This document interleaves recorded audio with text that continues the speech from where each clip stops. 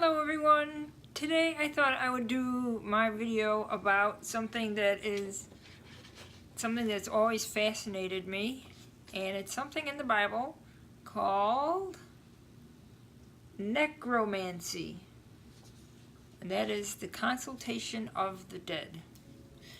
And some people might not even be aware that there are things referring to necromancy in the Bible, but in the ancient Near East, in other religions, necromancy was a huge part. They had written down, even they found to this day, formulas and potions that you could mix up and then spread on your eyes so you can see the dead. And consultation of the dead was hugely important to these neighboring religions. So, of course, the first time we read about necromancy is in Leviticus chapter 19, verse 26. And it says, "You shall not practice augury or witchcraft." And in Leviticus 31, of 1931, it says, "Do not turn to mediums or wizards. Do not seek them out to be defiled by them. I am Yahweh your God." Then in chapter 20 of Leviticus, it says, "If any turn to mediums and wizards, prostituting themselves to them, I will set my face against them and will cut them off from the people." So they meant serious business. And then again we read in Deuteronomy, it says, "When you come into the land," that means entering back into Canaan, "that the Lord your God has given you, you must not learn to imitate the abhorrent practices of those nations," meaning the ones who might already be in there. "No one shall be found among you who makes a son or daughter pass through fire, or who practices divination, or is a soothsayer, an augur, or a sorcerer, or one who casts spells, or one who consults ghosts or spirits, or seeks oracles from the dead. For whoever does these things is abhorrent to the Lord. It is because of such abhorrent practices that the Lord your God is driving them out before you." So it's very, very serious. You don't do that. And in Kings, 2 Kings actually talks about Manasseh, who was considered probably the worst F- king there ever was. And one of the things that he did that was really horrible is that he made his son pass through fire, and he practiced soothsaying, and he dealt with the mediums and the wizards. And the passing of your children through fire, they thought it had something to do with proving your allegiance to Molech, who was a foreign god. So you did not want to do this. And even Isaiah has a chapter, has a little verse where he talks in chapter 8 that how you are not supposed to deal with the dead, and if you do, you're going to be in trouble. And he says, "Now if people say to you, 'Consult the ghosts and the familiar spirits that chirp and mutter,' should not a people consult their gods, the dead, on behalf of the living, for teaching and for instruction? Surely those who speak like this will have no dawn."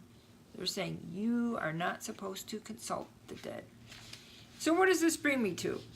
Well, okay, we've been commanded not to do that, but did everybody listen? No. There is a great story in 1 Samuel, and it's all about Saul. And Saul's the guy who had the very troubled reign, and his prophet was Samuel. Samuel died of old age, and he didn't know what to do with himself because he needed answers. He was the guy who needed answers. Well, was David going to overtake him? What was going to happen? So we start reading in chapter 28. It says, "Now Samuel had died, and all Israel had mourned for him and buried him in Ramah, his own city. Saul had expelled the mediums and the wizards from the land." Okay, so we know Saul's done that. That's a good thing. It says, but then we go forward, it says, when Saul inquired of the Lord did not answer him, not by dreams, or by Urim, or by prophets. Then Saul said to his servants, "Seek out for me a woman who is a medium, so that I might go to her and inquire of her." His servants said to him, "There is a medium at Endor." So Saul dresses up to disguise who he really is, and he goes and finds the woman at night. And he says to her, "Consult a spirit for me, and bring up for me the one whom I name for you."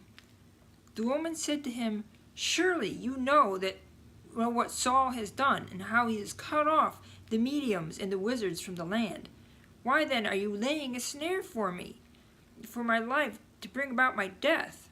But Saul swore to her by the Lord, "As the Lord lives, no punishment shall come upon you for this thing." Then the woman said, "Whom shall I bring up for you?" He answered, "Bring up Samuel for me." When the woman saw Samuel, she cried out in a loud voice, and the woman said to Saul, "Why have you deceived me? You are Saul." The king said to her, "Have no fear. What do you see?" The woman said to Saul, "I see a divine being coming out of the ground." He said to her, "What is his appearance?" She said, "An old man is coming up. He is wrapped in a robe." So Saul knew that it was Samuel, and he bowed with his face to the ground and did obey. Then Samuel said to Saul, "Why have you disturbed me by bringing me up?" So there we go. Here's this story. You're not supposed to consult mediums or wizards or do necromancy, consulting of the dead. And we have the first king of Israel who's in a bind, and what does he fall back to? He falls back to necromancy. And he goes and finds the witch at Endor, and the thing is, it doesn't say it doesn't work. What does it do? It says it does work. She brings up the ghost of Samuel for Saul. So even though you are not supposed to be doing it, it's not saying that it won't work. It's saying, yeah, it's going to work, but you're not supposed to do that. And Samuel is pretty pissed off that Saul woke him from the dead. And because of that, Saul, of course, even more of his reign starts to crumble. But there you go. So there's necromancy in the Bible. You are forbidden to do it, but there's this fantastic story showing that it actually works. But you're not supposed to do it. And a little bit of trivia for you people who may not know. The witch at Endor, if you know this TV show Bewitched, Samantha's mother is Endora. They did that purposely because of the witch at Endor. Well, there's your little trivia for you. I hope you enjoyed this. As I say, one of my favorite topics is necromancy in the ancient Near East and all that kind of oogie boogie stuff. And we're getting close to Halloween, so I thought I would do it. So if you enjoyed this, give it a thumbs up, share, subscribe, all that fantastic stuff. I really appreciate anyone's support. I enjoy doing this. And even though I'm looking out the window, it's horrible and rainy and gray, keep it happy and light in your heart. That's the best you can do. And, of course, as I like to say, have a fantastic day. Bye-bye.